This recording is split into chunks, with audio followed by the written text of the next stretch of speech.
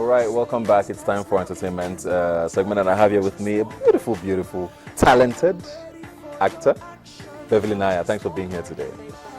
A lot of people get confused when female actors are called actors instead of actresses. I actually prefer it. Yeah, because you're an actor. Yeah. Your name is, I just found out your name today, Beverly Ifunanya Basi.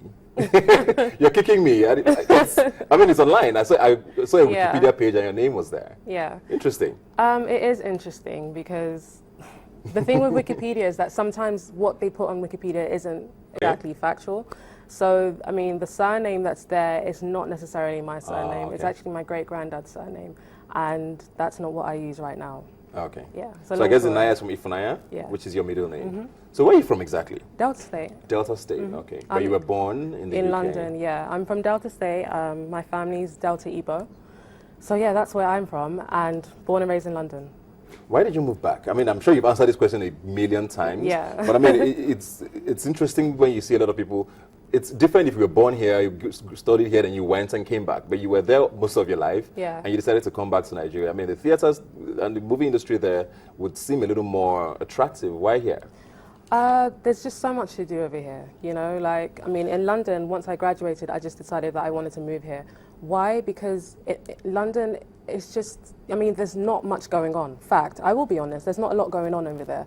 And it's so easy to get typecast as an actor in England because when they see you as a black actor, they think, she could play a really good ghetto girl, maybe a street girl, you know, streetwalker. The cliché black role. Yeah, exactly. So I figured, well, there's more to me as an actor, and fortunately, this industry offers so many things, you know, for actors. So I decided that this was a good platform for me.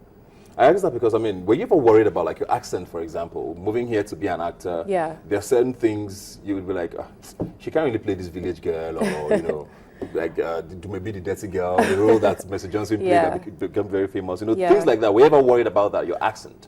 Initially, I was worried because I knew the basics of the industry before I moved here, you know.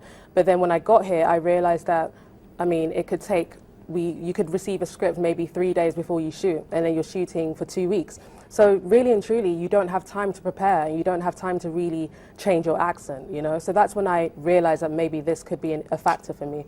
But then, I mean, I've been in the industry for over 3 years now, and thankfully it's never affected me. And it hasn't limited the kind of roles you get? Not necessarily. I have played a village girl before, but that was for a 200 million naira budget film, and we had time to prepare, you know. And what movie was this? It's called Up Creek, and it stars Omotola Akende, sorry. It stars her, it stars a host of actors. It's not out yet? No, it's not out yet. But yeah, I had time to prepare, and I did play a village girl in that role, and hopefully it will come out sometime next year.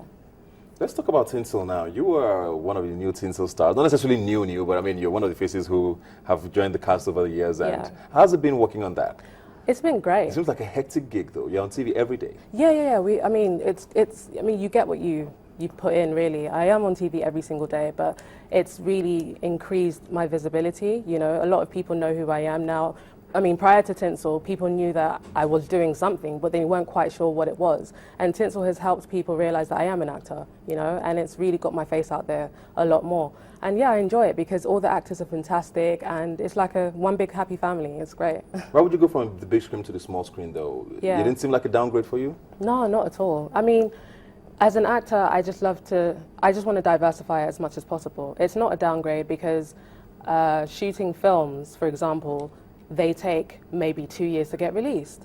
So what am I doing in the meantime? Just waiting for these films to come out and hoping that one day I can get recognized for what I do, you know? So I don't see it as a downgrade.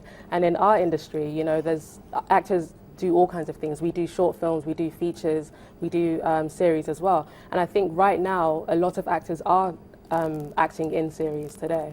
Still talking about Tinsel now, interestingly, I mean, it's something that has become sort of sensational online in the last couple of weeks, is the Tinsel coupling. Oh, yeah. You know, we've had 3 Tinsel couples. Yeah, actually and a rumored 4th?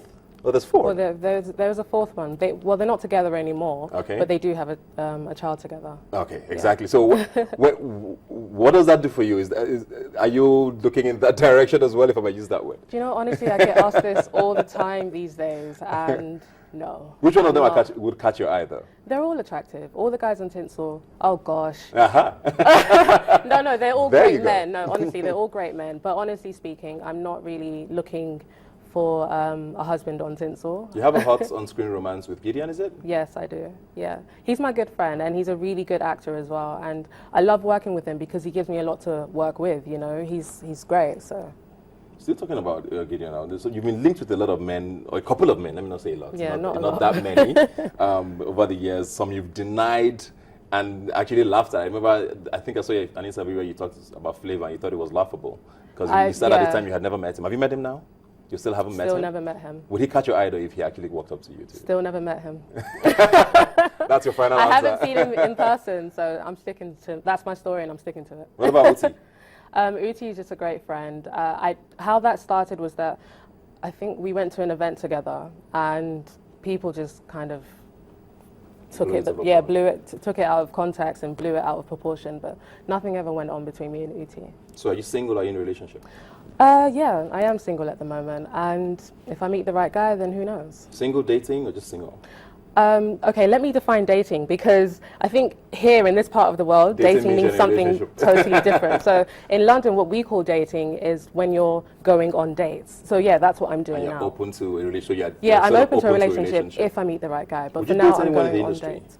I probably would, but I think at this time in my life, I don't think so anymore, because I think it's awkward from the very beginning. It's complicated, and you know, your other half is in the public eye, so you have to deal with that all the time. You have to deal with all the attention they get, and yeah, I think I want someone that's not in the public eye. You seem to have almost no controversies.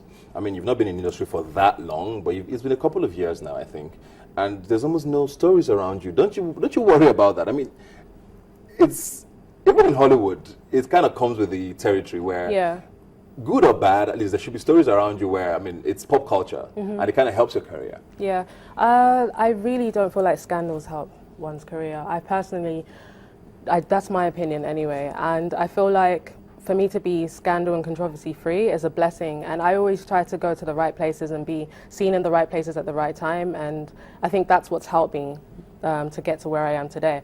And I mean, as a person, I think with the way I carry myself as well, that's helped me too. But I'm not saying that I'm a saint or anything, because you can tell from the way I dress, I'm edgy, I like to look good and stuff like that. So I think that's what keeps me in the public eye, other than what I do. Let's talk about Nollywood, and most times when I have people from Nollywood here, I like to talk about, you know, this sort of dualization of the industry now. There's a new Nollywood and there's Asaba. Have you ever done Asaba movies? I did a couple when I first moved back. That was before new Nollywood came about, if I could say that. But yeah, I did a couple, like 1 or 2, and yeah, that's it. Why just 1 or 2? Because I just felt like I said before, you can get a script literally the day before, and you're on set shooting for probably a week and a half, and then you can get a script whilst you're shooting that film, and then you're shooting 2 films simultaneously, and then those films get released and people think you're a disastrous actor. Do you understand? So I just stopped doing stuff like that, because I didn't want people to feel like I have no depth. There's sort of a notion that that's where you're supposed to cut your teeth in the industry from, and also it does make good money. Yeah, it does, but it really depends on what you want, you know, quantity over quality or quality over quantity. It really depends on what you're looking for.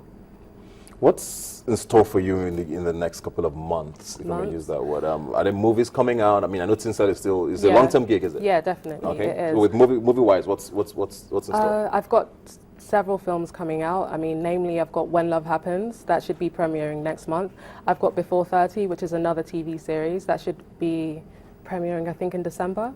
I've got that too, and I'm working on my own campaign called 50 Shades of Black, which is geared to inspire young females, black females, to love themselves from within, no matter what their complexion is.